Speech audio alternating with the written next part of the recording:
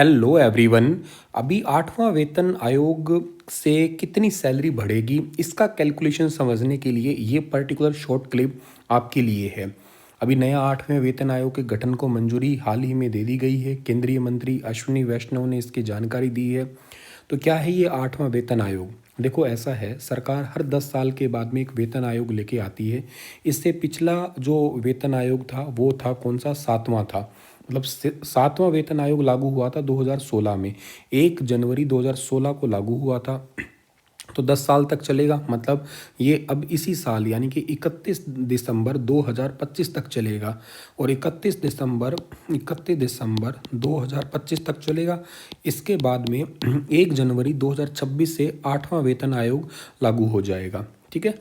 अब आठवां वेतन आयोग को लागू करने के लिए जल्द ही एक अध्यक्ष और 2 सदस्यों की नियुक्ति की जाएगी। ऐसा अभी कहा है केंद्रीय मंत्री अश्विनी वैष्णव जी के द्वारा इसकी घोषणा की गई है। अब आठवां वेतन आयोग लागू होने से क्या होगा? अब दो सवाल है। सबसे पहला सवाल है, आठवें वेतन आयोग के आने से सैलरी पर क्या फ़र्क पड़ेगा? देखो, हर 10 साल के बाद में एक नया वेतन आयोग लेके आती है सरकार। अभी सातवां वेतन आयोग फिलहाल चल रहा है। 31 दिसंबर 2025 को ये ख़त्म हो जाएगा। 2026 से आठवां वेतन आयोग आएगा। तो आठवें वेतन आयोग का वेतन मैट्रिक्स है 1.92 के फिटमेंट फैक्टर का इस्तेमाल करके तैयार किया जाएगा ये। मतलब मान लो, अगर किसी कर्मचारियों की सैलरी का एक टोटल सैलरियों का कर्मचारियों का लेवल 18 होता है। लेवल 1 जो होता है ना, उनके कर्मचारियों की बेसिक सैलरी 1800 रुपये ग्रेड पे के साथ में, मतलब लगभग 18,000 रुपये होती है। तो आठवें वेतन आयोग आने के बाद में उनकी सैलरी 18,000 रुपये से बढ़ के 34,560 रुपये हो जाएगी। ये समझो, या मान लो किसी की सैलरी लेवल 18 तक है, टोटल लेवल 18 है। लेवल 1 वाले की सैलरी 18,000 से बढ़ के 34,560।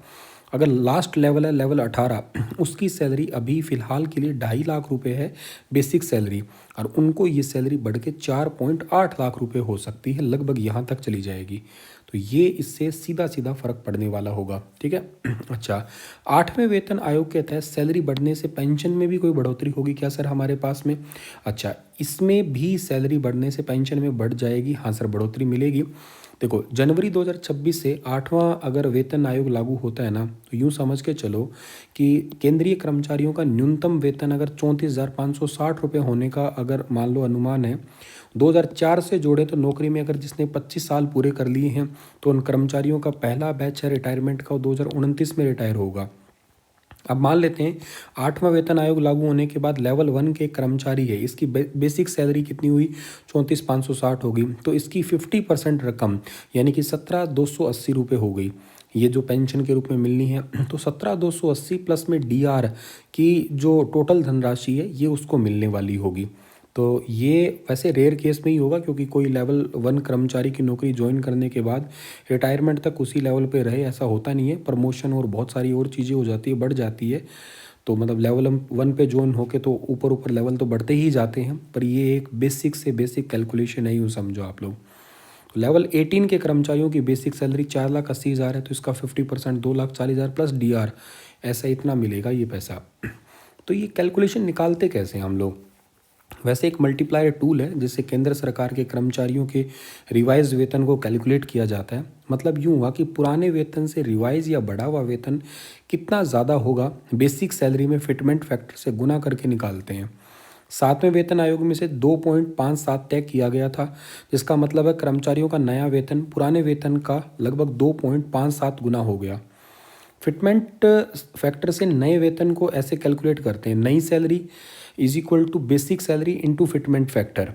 और एग्जांपल मान लो कि किसी कर्मचारी की बेसिक सैलरी जो है ना वो 10,000 रुपये है मान लेते हैं, तो फिटमेंट फैक्टर 2.57 है, तो 10,000 2.57 यानी कि उसकी सैलरी जो होगी 25,700 हो गई।